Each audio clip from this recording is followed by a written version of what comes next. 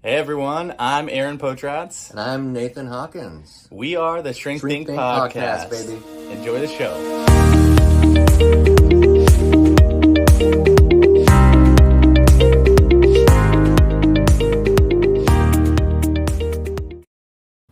We could just smash a few of the words out there so we cover everything. Yeah. Like chat GPT it and be like, Oh, here we give us a title. Give us a I think if we... Oh, are you going to start it? I think so. Yeah, I think Yes. we've got a good little intro here. Do it, baby. Do it. All right. Hey everyone, welcome to the Shrink Think Podcast. We are excited to be with you together, talking about more stuff to bridge the gap between clients and therapists, because that's what the Shrink Think Podcast is about. That's what Shrink Think is also about. If you are a mental health professional, a clinician, even if you're a person that's going to therapy, go check out our website, shrinkthink.com. These are some great educational videos that we've put out there to help you, all of you, kind of bridge that gap between each other so that you can work better together. And that's kind of what this podcast is about as well. If you didn't know, now you know.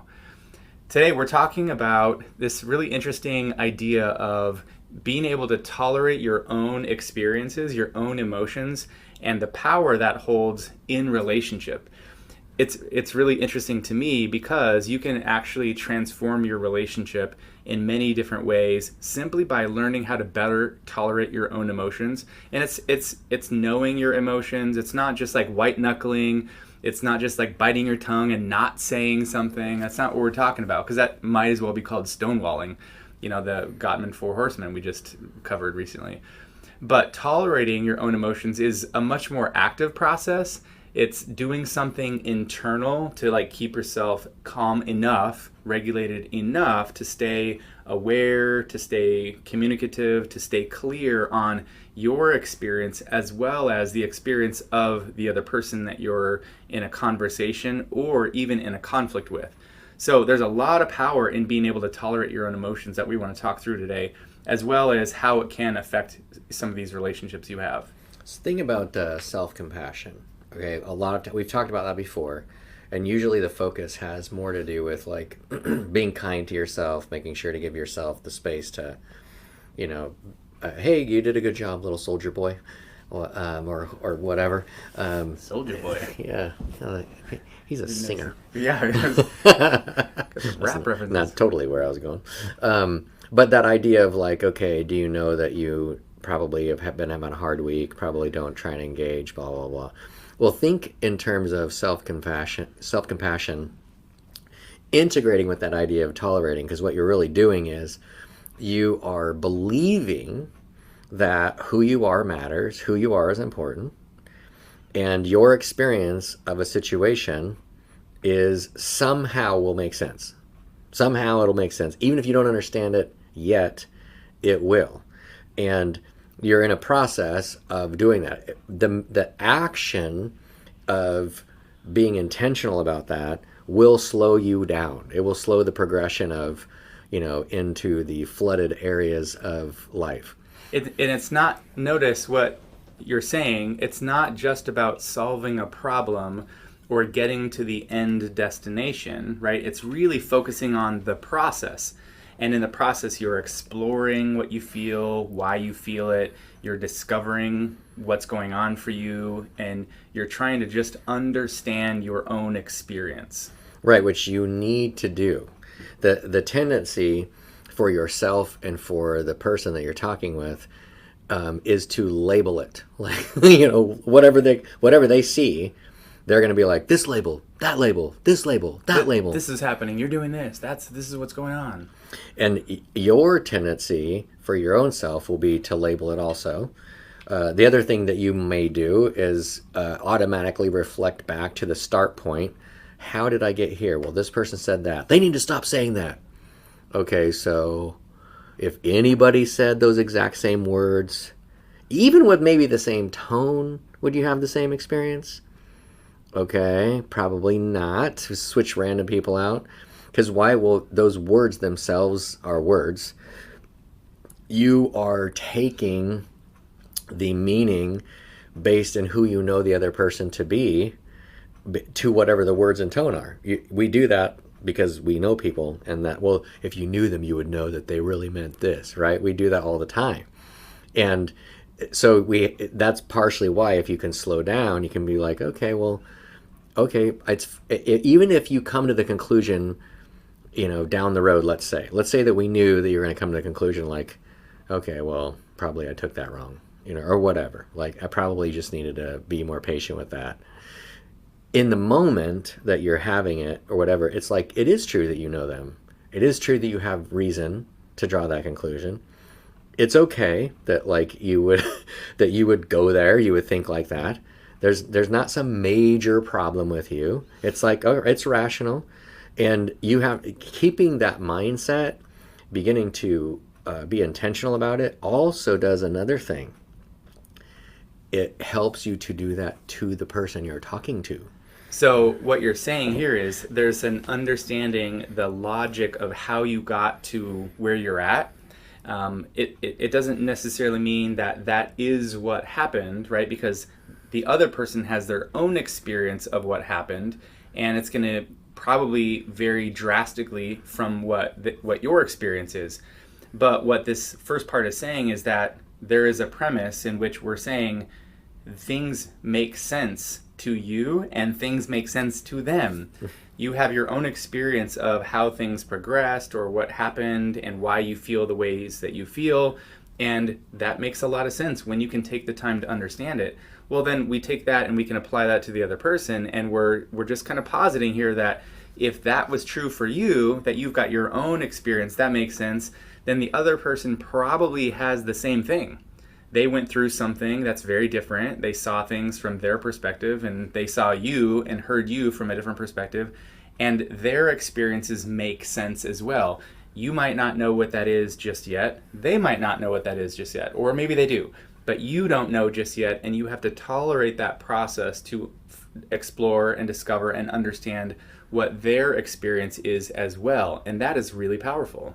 Yeah, so it's the difference between what we're trying to get you to do, which we're always doing, I guess. Know yourself. Get insightful. Like, understand that you are actually in a process. If you engage in the process, you actually are then there, rather than just a big bag of automatic thoughts and reactive feelings and words. I mean, the moment that you go like, you just need to stop. Okay. Well, you're already in a process. But that's also a solving, right? That's a solution. You just need to, or we just need to, or anything like that is not in process. That's in solving. So Right. Let go of needing to solve it, fix it, change it, and let's just first look at and understand what is it in the first place.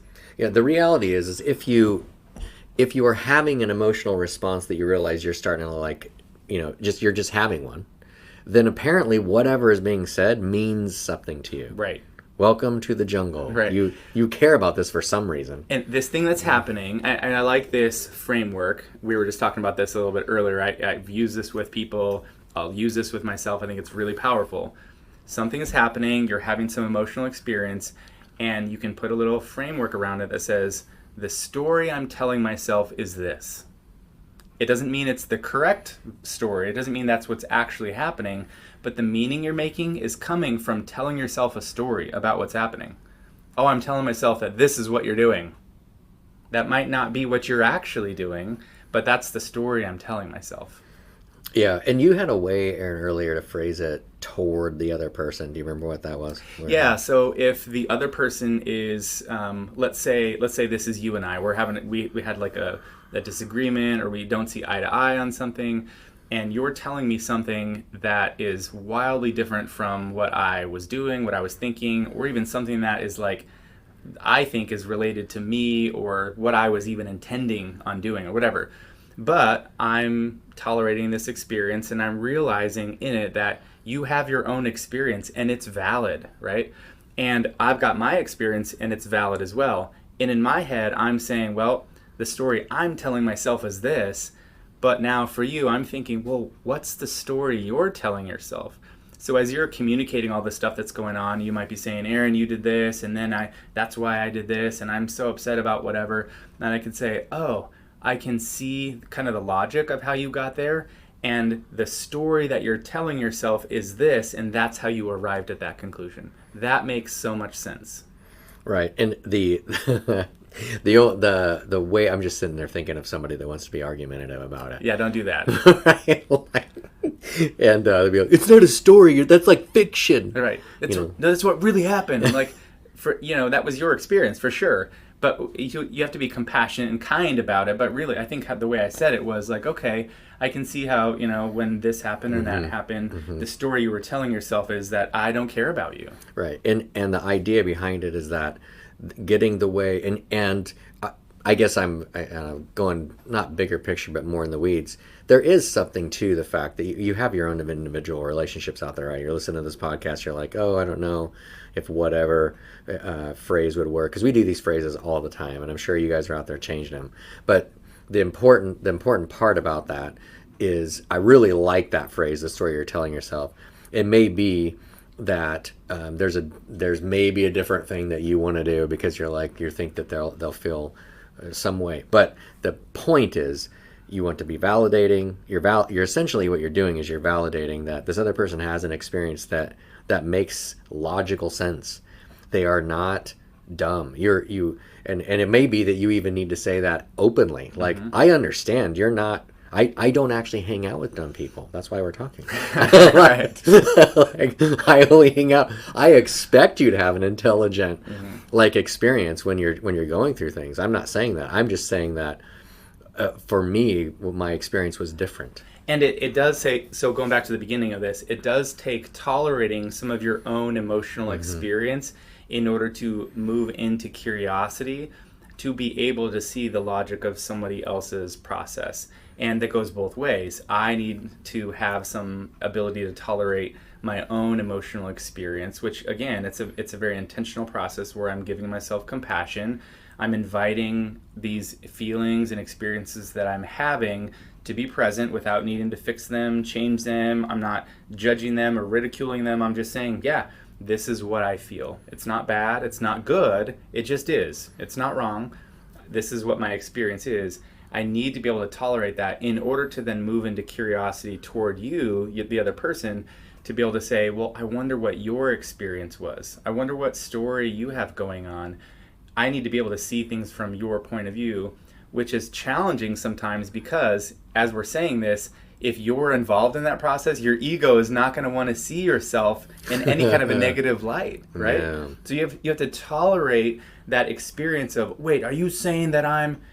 Yeah, they might be saying that, and from their point of view, that might actually make a lot of sense given the perspective that they have. So we're not really talking about what is or isn't, what did happen or didn't happen. We're talking about perspective. From your perspective, you're seeing this, and from my perspective, I'm seeing that.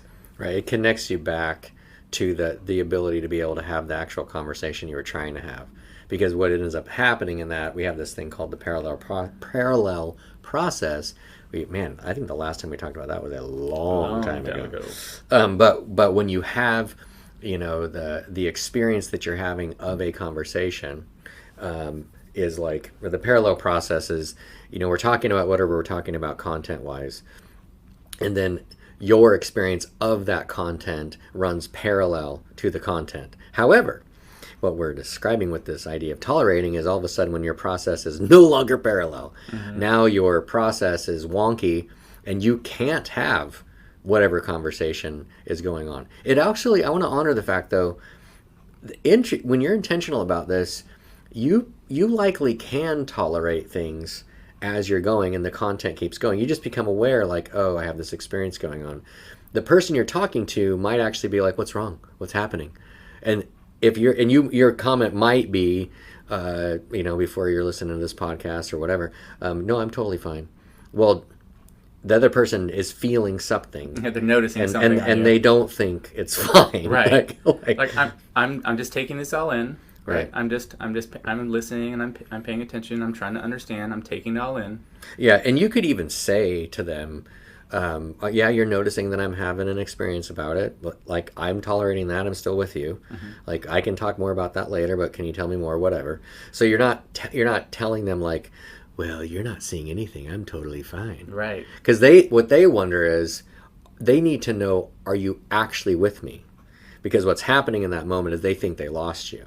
And then you're saying like, no, you didn't. Or And that's even not good enough. Or even that they're going to say something about what they experienced that might not be good about you, and they're afraid that if they really do share what their perspective is or what they saw or felt, that you will not be with them. So there might be even some fear that you're not going. You're with me now, but but if I say this other thing, or if I'm starting to say the real thing that really got to me, are you still going to be with me? Right, because obviously I've already started to lose you, right? So some of that's just communicating on the fly, and it may be that you end up having to have more of a conversation about it, because if the person's realizing like, okay, well, if you're already working to tolerate this, then maybe we should slow down, because the thing I'm going to tell you where I was going is going to be more of the thing.